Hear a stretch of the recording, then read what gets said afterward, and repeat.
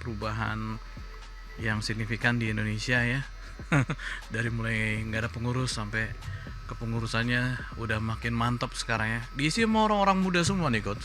Iya, orang-orang muda semua ya. Walaupun memang masih ada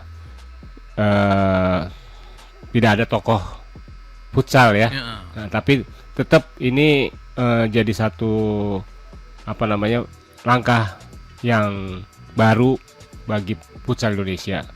Ya, karena kalau dilihat juga ada beberapa yang sudah dilakukan seperti mempersiapkan tim nasional baik putra dan putri. Lalu juga kemarin juga ada berita yang heboh ya sebelum final Piala Dunia Futsal FIFA itu dari federasi mengumumkan akan mendatangkan Argentina untuk melakukan uji coba karena sebelumnya mereka sudah melakukan audisi ya dengan federasi sepak bolanya Argentina ya. Itu. Coach to Coach Podcast adalah sebuah podcast yang isinya tentang olahraga futsal yang dimainkan di dalam ruangan 4 pemain dan 1 kiper.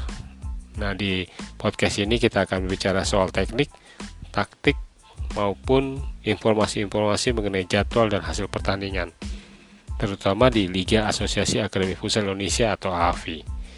Kita akan menampilkan juga narasumber-narasumber dari berbagai tempat dan pelatih-pelatih yang berkualitas. Semoga obrolan ini bermanfaat bagi pemirsa. Selamat mendengarkan.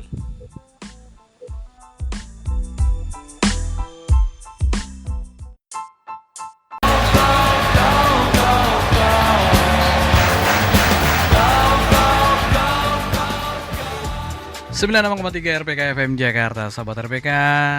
Seperti biasa sahabat RPK, teman olahraga sore-sore pasti hadir di sini ya.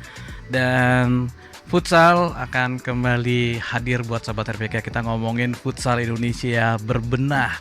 Jadinya udah pasti ada Coach David di sini. Selamat sore Coach David. Selamat sore. Iya. Dan futsal Indonesia berbenah. Ini maksudnya gimana nih Coach? Iya, jadi maksudnya ini ada berita baik ya bahwa futsal ini sudah mulai mempersiapkan diri ya untuk mungkin di fase yang baru ya. Seperti itu. Apa aja sih yang dibenahin nih kalau fase baru ya? Kalau fase lama emang kayak gimana? Jadi fase baru ini tentunya dimulai dari yang di atas ya. Jadi Federasi Futsal Indonesia kemarin melakukan yang namanya kongres luar biasa. Extraordinary jadinya. Jadi mengganti ketua Federasi Futsal Indonesia. Mengganti ketua? Iya betul. Ketua umum. Ketua umum. Oke. Dari siapa ke siapa nih Coach? Jadi dari ketua lama Bapak Hari Tanu Sudibyo. Oke. Tongkat estafet diberikan kepada Michael Sianipar. Ya, yang tadinya sebelumnya ditunjuk sebagai ketua pelaksana harian. Oh gitu. Nah, kemudian di minggu lalu itu tanggal 2 sampai 4 Oktober ditunjuk sebagai melalui kongres ya. Jadi sebagai ketua baru dari Federasi Futsal Indonesia. Wah, kononnya secara aklamasi dipilih ya. Iya, karena memang calon tunggal ya. Karena tidak ada calon lain. Ya, kita pilih yang ada di depan aja ya. Nggak ada sistem kota kosong juga kan ya? Iya. Apa yang bisa diharapkan dari seorang Michael Sianipar untuk futsal Indonesia? Iya, jadi mungkin saya info aja ya, susunan pengurusnya nih ya Pak. Boleh. Susunan pengurusnya ini Federasi Futsal Indonesia periode 2024-2028. Ketua umumnya itu Michael F. Sianipar. Nah ini latar belakangnya politikus ini sebenarnya. Oh. Dari satu partai tertentu. Oke. Lalu ada wakil ketua umum Atta Halilintar, ini selebritas. Oh, wakil ketua umumnya. Iya, sekjen namanya agak unik ya, Perbager namanya. Oke. Bendara umum Bapak Rorian Prayaksa, ini juga orang bisnis, Wakil Ketua Komite Tetap Implementasi dan Akselerasi Prakarsa Baru, Kadin. Oh, ya. Nah, untuk Komite Eksekutif atau Exco ada 5 orang. Ada Kawendra Lukistan, ini pengusaha juga, politikus dan komposer musik. Lalu ada Andri Paranoan, ini orang olahraga ya. Oke. Dia sempat jadi ketua kontingen Indonesia ASG, Asian Schools Game 2024. Lalu ada Celni Pitasari, ini juga satu-satunya wanita, politikus juga, ketua DPW Partai Nasdem Kalimantan Timur. Dan beberapa kali jadi manajer timnas U20 futsal. Lalu terakhir ada Herman dan Nur Singh. Seperti itu. Oke. Jadi kayak kumpulan parpol ya. Yang biasa ngurusin futsalnya malah nggak ada. Yang biasa olahraga, biasa nyari bibit-bibit futsal gitu. Iya, mungkin di Exco itu memang ada Andri Paranoan ya, yang bergerak di bidang olahraga, tapi nggak futsal aja, dia semua cabang olahraga karena ada di KONI juga. Lalu ada Celni Pitasari, ini namanya cukup bagus ya di futsal Indonesia karena beberapa kali jadi manajer untuk timnas futsal U20. Kalau wakil ketua umum itu Atta Halilintar, ya seperti yang kita tahu dia juga pemilik klub Pendekar United yang pernah membawa Ricardinho dari Portugal datang ke Indonesia, bermain di Indonesia. Oke. Ya. Ya semoga para pengurus bisa bekerja dengan baik dan bisa mengerti tentang futsal. Ya, itu jadi yang bukan untuk mengamankan sisi politik ya, tapi untuk kebangkitan futsal Indonesia. Ya. Ini kalau lihat dari komposisi seperti ini, apa-apa aja yang bakal dilakukan oleh pengurus-pengurus yang baru ini, Coach? Iya. Kalau dari satu sisi memang menarik ya kehadiran beberapa orang politikus yang hadir di susunan pengurus ya, karena memang futsal ini kayaknya mesti didobrak ya ke atas, walaupun waktu kongres itu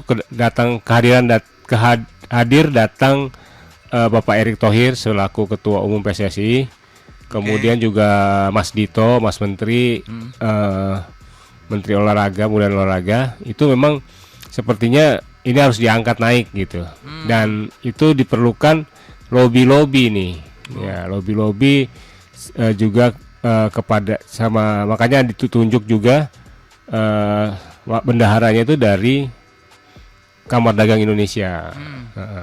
Jadi memang sepertinya mesti didobrak supaya futsalnya jadi industri, ya. Selama ini memang rame tapi belum jadi industri. Ya seperti salah satunya seperti tiket menonton itu masih banyak yang free ya. Nah, terus juga belum semua daerah ke pantau gitu, artinya ke ini ya.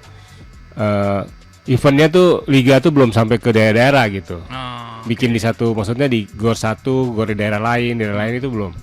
Masih di beberapa kota besar seperti Jakarta, Yogyakarta, Bandung, lalu di Pontianak, sama di ini Makassar ya. Bukan main ya, Coach David selalu memperhatikan futsal dan sekarang udah mengalami perubahan yang signifikan di Indonesia ya. Dari mulai nggak ada pengurus sampai kepengurusannya udah makin mantap sekarang ya. Diisi sama orang-orang muda semua nih, Coach. Iya, orang-orang muda semua ya. Walaupun memang masih ada tidak ada tokoh futsal ya. Nah, tapi tetap ini jadi satu langkah yang baru bagi futsal Indonesia. Ya, karena kalau dilihat juga ada beberapa yang sudah dilakukan seperti mempersiapkan tim nasional baik putra dan putri. Lalu juga kemarin juga ada berita yang heboh ya, sebelum final Piala Dunia Futsal FIFA itu dari federasi mengumumkan akan mendatangkan Argentina untuk melakukan uji coba, karena sebelumnya mereka sudah melakukan audisi ya dengan federasi sepak bolanya Argentina ya. Itu. Ini pasti diharapkan adanya keseriusan nih ya coach ya. Ya, keseriusan untuk meningkatkan kualitas bibit-bibit dari futsal itu sendiri, mengingat memang futsal kan jaraknya sedikit banget ya. Ya. Bibitnya itu nanti bentar lagi udah gede, udah harus diganti juga gitu. Ya. Coach bisa lihat gak keseriusan itu ada di para pengurus yang baru ditetapkan saat ini? Iya, mungkin kalau sekarang belum kelihatan ya, tapi diharapkan juga karena waktu kongres kemarin mengumpulkan semua ketua asosiasi futsal provinsi ya atau AFV. Nah, mungkin dari situ federasi bisa membangun futsal dari provinsi ya. Karena memang futsal itu memang menarik ya. Bahkan sekarang ini kalau kita lihat ada yang namanya kayak futsal series atau student futsal league. Itu memang sasarannya memang kelihatan ya ke anak muda ya. Umur 16 tahun, 17 tahun, 16 sampai 23 tahun ya. Di mana anak-anak SMA itu juga banyak yang bakat-bakat baru muncul. Hanya sayangnya setelah bakat-bakat baru itu muncul ini belum ada wadahnya lagi. Nah, makanya harus federasi harus cepat membangun liga baik di provinsi, kemudian juga membuat liga di bawahnya, liga profesional. Sehingga anak-anak ini bisa tertampung nih. Karena tadi usia dari futsal itu beda sama sepak bola. Karena akan cepat sekali. Lalu juga kalau anak-anak ini merasa ini nggak menjamin masa depannya, mereka akan berpindah ya, entah mungkin ke sepak bola atau cabang olahraga lain, atau memang ya sudah ini menghabiskan waktu aja sebelum mereka kuliah atau bekerja. Itu kan yang ceruk yang harus diperhatikan gitu ya. Betul. Dari range itu akhirnya memang ya udah cuma jadi subjek aja gitu ya, coach ya. Tapi memang sebenarnya kalau dari kacamata coach David sendiri untuk futsal ini ya, khususnya futsal di Indonesia, hal yang menurut coach David itu prioritas untuk diseriusin sama pengurus yang baru ini apa nih, coach? Ya, tentunya perencanaan ke depan atau yang sudah pernah kita bicarakan soal blueprint. Ya, untuk 5 tahun ke depan kemana timnas futsal ini akan mempunyai target gitu kan. Lalu mempersiapkan regenerasi. Ya, karena memang saat ini baik putra dan putri usia pemain juga sudah mulai di atas 25 tahun.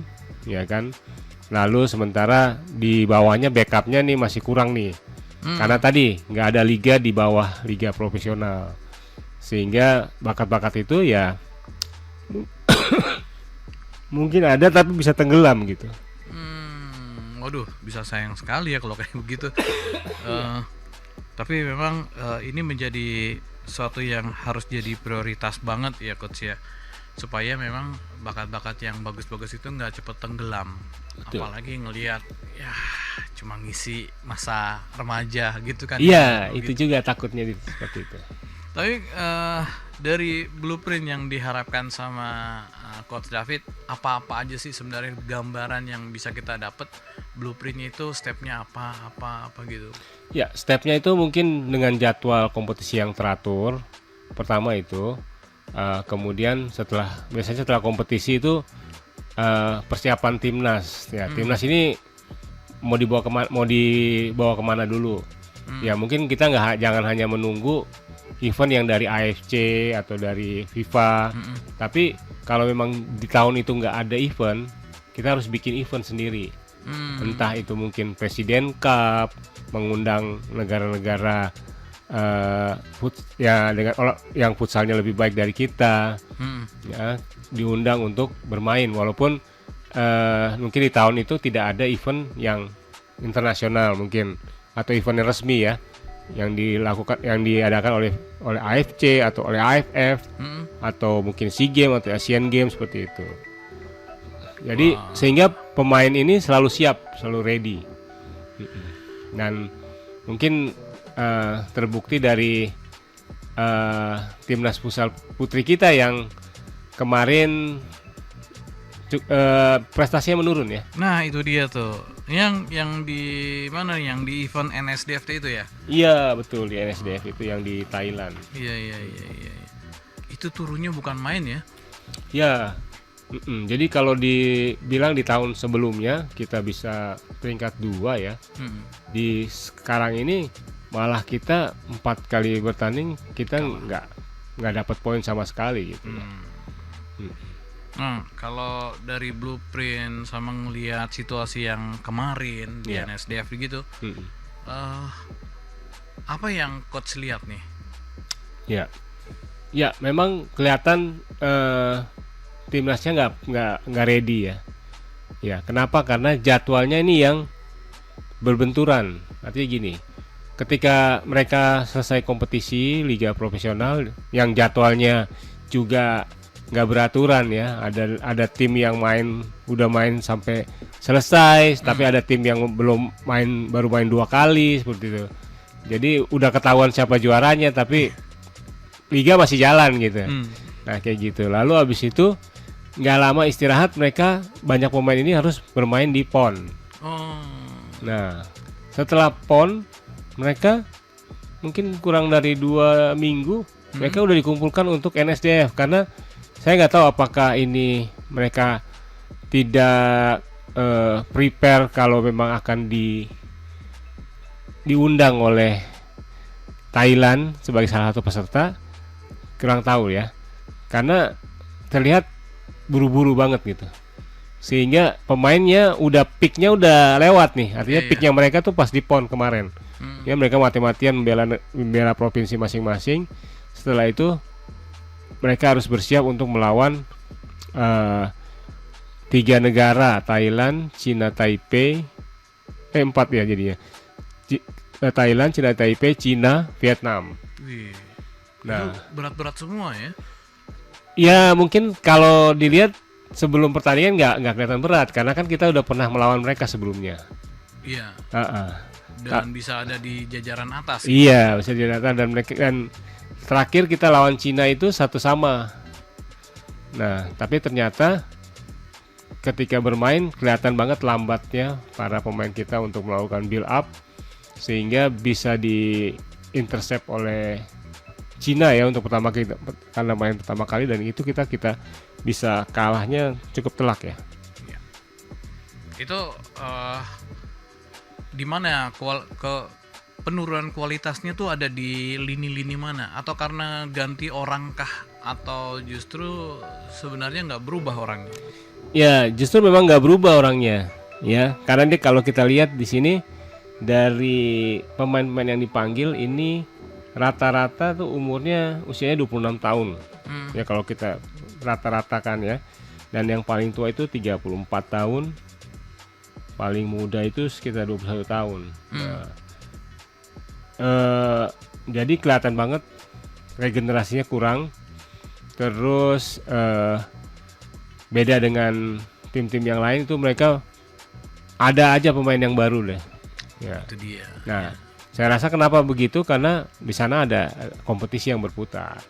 Dengan kompetisi yang berputar akan muncul pemain-pemain baru, atau mereka akan lebih siap untuk bermain ketika dipanggil timnas. Dan memang kalau dilihat kompetisi mereka jauh lebih lama ya, artinya berakhirnya memang sudah lama, tapi mereka udah mempersiapkan diri untuk event. Jadi udah ada jadwalnya tuh, mereka udah punya jadwal untuk ikut event apa setelah kompetisi.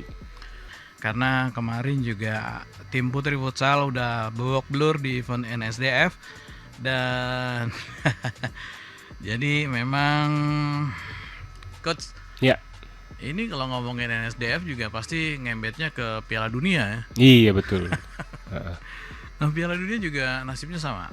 Ya, jadi supaya kita tidak bernasib sama, ya kan? Karena di 2025 itu akan ada persiapan ya untuk FIFA Women Futsal Championship yang rencananya akan diadakan di 21 November sampai 7 Desember.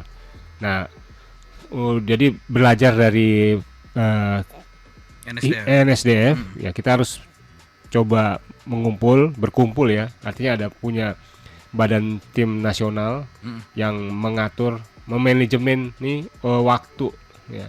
Kapan ada event nasional, kapan ada event nasional yang harus kita siapkan. Terus bagaimana kompetisi harus berjalan dengan baik. Lalu bagaimana persiapan timnasnya nanti supaya nanti pada saat event yang besar itu peaknya nyampe gitu kan. Nah kemudian ini mesti dibuat sebuah schedule ya, manajemen yang bagus untuk mempersiapkan timnas futsal baik putra maupun putri, ya kan? Karena kita bisa berkaca dengan sepak bola ya. Di sepak bola ini di 2 tahun terakhir ini kita sering ketemu yang namanya FIFA Match Day. Yeah. Nah itu untuk tujuannya memang untuk mendongkrak peringkat FIFA kita di sepak bola untuk naik ke 100 besar, ya kan? Nah sementara sebenarnya futsal Indonesia jago juga, maksudnya ya putri aja kita ada di peringkat 14 dunia. Ya. Untuk putra peringkat 28 dunia. Artinya nggak jauh dulu ya kekuatan kita sama negara-negara yang ikut Piala Dunia FIFA Futsal tahun 2024 yang kemarin gitu. Artinya selangkah lagi kita udah bisa ke sana sebenarnya. Cuman manajemennya ya, pengaturan jadwal timnasnya ini yang disayangkan dan harus mesti benar-benar diperhitungkan sehingga nanti pada saat dibutuhkan timnas itu pemainnya mencapai peak performance yang bagus untuk bisa misalkan meloloskan Indonesia ke Piala Dunia Futsal baik putra maupun putri. Kalau ngeliat waktunya bakal maksain nggak kalau kita ikut Piala Dunia? Pasti ikut. Iya. Ini bakal maksain nggak ya kalau lihat waktunya nih? Kalau lihat waktunya nih waktunya yang pas ya harusnya ya. Jadi kan nanti rencananya kan Desember itu udah mulai liga. Nah biasanya sampai bulan Juli atau Agustus. Nah sementara di negara kita ini seringnya kepotong ya. Liburnya itu karena ada puasa. Nah itu yang mungkin ya bisa disayangkan juga karena pada saat itu bakalan libur 1 bulan tuh. Panjang dari mulai Natal tahun baru panjang. Iya. Terus bulan Ramadan istirahat panjang gitu ya. Nah itu yang mesti dilakukan. Bagaimana mengantisipasi apakah pemain diliburkan semua? Ganti waktu. Atau pemain timnasnya pada saat masa puasa itu dikumpulkan. Jadi mereka nggak hilang gitu ya. Tetap latihan mungkin. Tetap ibadah. Iya. Gitu ya. Dapat ilmu yang baru di selama TC itu kan seperti itu misalkan.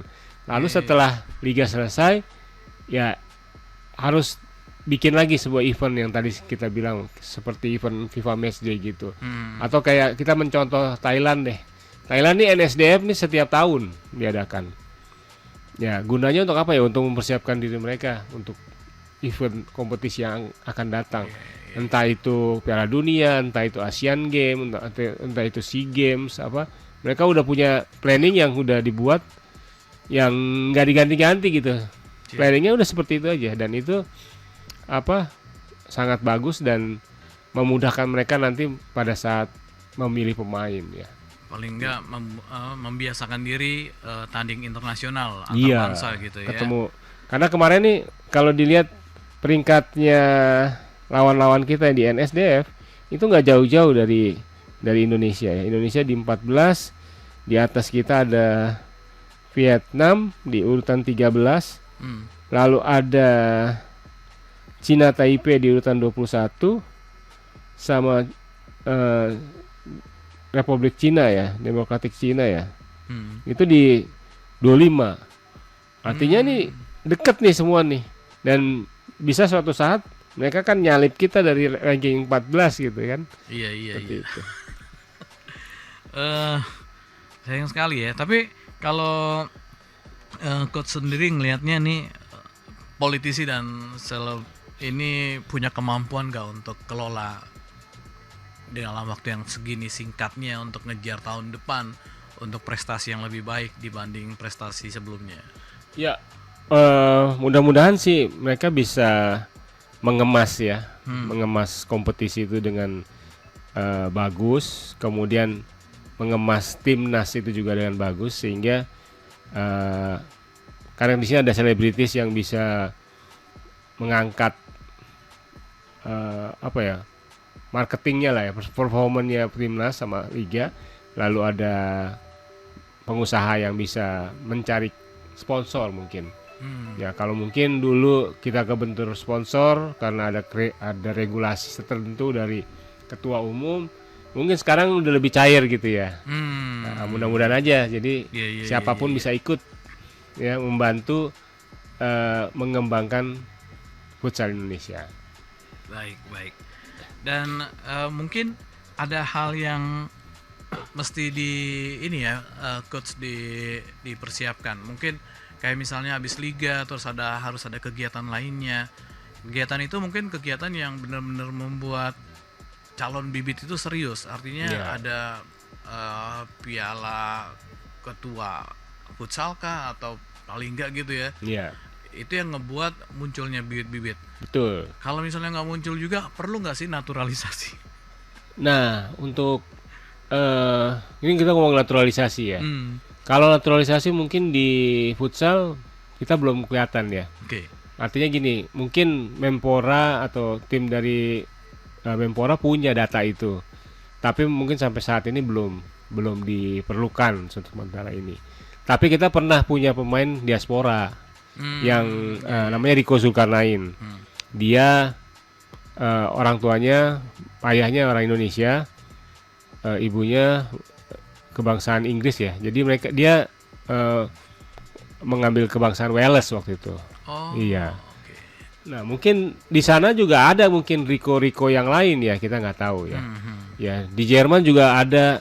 Ya jadi gini, semua negara udah punya liga nih, hampir semua negara.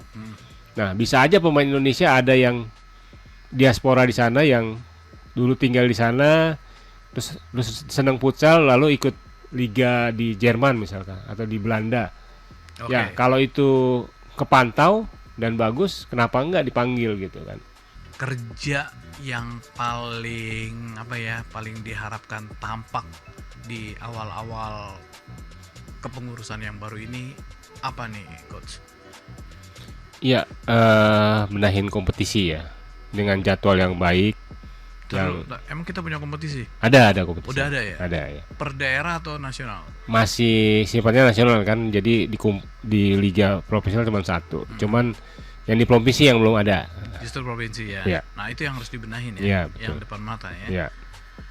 Dan konon justru di Jakarta ya, ibu kota malah belum ada ya. Iya, masalah juga di AFP ini masih banyak konflik ya.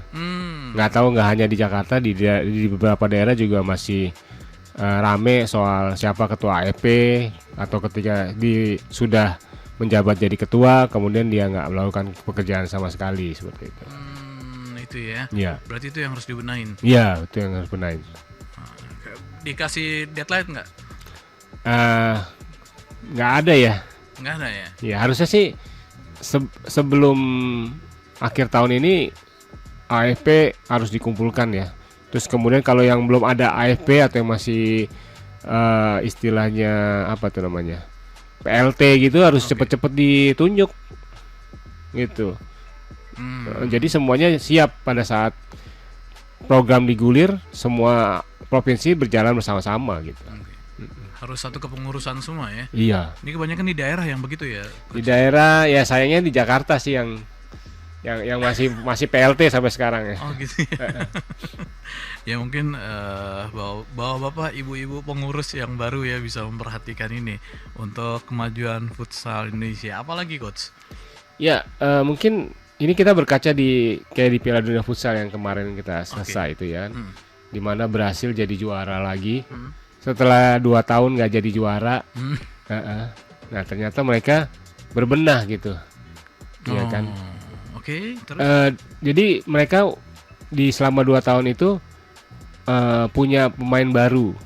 Nah sebelumnya mereka tergantung sama Falcao, bintang Brasil, yang dimana pada 2016 malah gagal gitu, di masa-masa pensiunnya malah gagal. membawa Brasil kalah sama Iran. Nah setelah itu banyak pemain baru dari Brasil, dan itu 2 kali mereka ikut Piala Dunia nggak bisa berprestasi. Baru sekarang ini mereka berprestasi. Si pemain-pemain yang dulunya baru itu. Iya, jadi kalau kita lihat lagi pemain Brasil namanya udah ganti-ganti lagi nih gitu. Nggak ada lagi yang, mungkin ada Ferrao yang masih ada, tapi banyak kan namanya masih ya baru asing ya, karena Brasil ini gudangnya pemain futsal juga. Ya, itu yang diharapkan sama coach untuk Iya, kita ya. iya, kita punya banyak pemain futsal, ya pemain timnas futsal, nggak hanya 14 atau 20, tapi ya seperti sepak bola, kita punya 150 pemain misalkan. Database itu yang akan disiapkan untuk bisa jadi pemain timnas. Jadi tinggal siapa yang siap, dia yang masuk. Jadi bukan karena sekarang nih pemain timnasnya masih berada dalam satu klub gitu, nggak tersebar. Oke. Penutup nih coach. Ya. Untuk closing statement, harapan apa yang harus dilakukan ataupun apa aja yang mau coach sampaikan kepada pengurus baru, terus juga dalam kondisi futsal lagi nggak asik begini ya gitu. Silakan coach. Ya, yang kita harapkan kan pertama kompetisi yang berjalan dengan tertib, dengan jadwal yang sudah pasti, kemudian menambah satu kompetisi lagi di bawah kompetisi liga profesional, ya mungkin satu dulu deh, untuk supaya jadi wadah bagi para pemain muda yang nantinya akan menuju ke yang profesional. Itu kompetisi nggak hanya putra dan putri ya, putri juga ya, berarti seperti itu. Menambah jumlah klub yang akan ikut itu, jadi akan jadi banyak lah database buat para pemain. Kemudian tolong timnas manajemen federasi juga bikin jadwal manajemen yang baik buat timnas supaya mereka teratur gitu. Teratur setelah kompetisi, mereka tidak diam aja, kemudian mereka bisa masuk ke persiapan untuk event baik event internasional ataupun event yang kita buat sendiri seperti itu. Oke. Sahabat RPK, sampai di sini kebersamaan kita. Kita akan ketemu lagi di program dan kesempatan lainnya. Terima kasih coach. Sama-sama. Salam.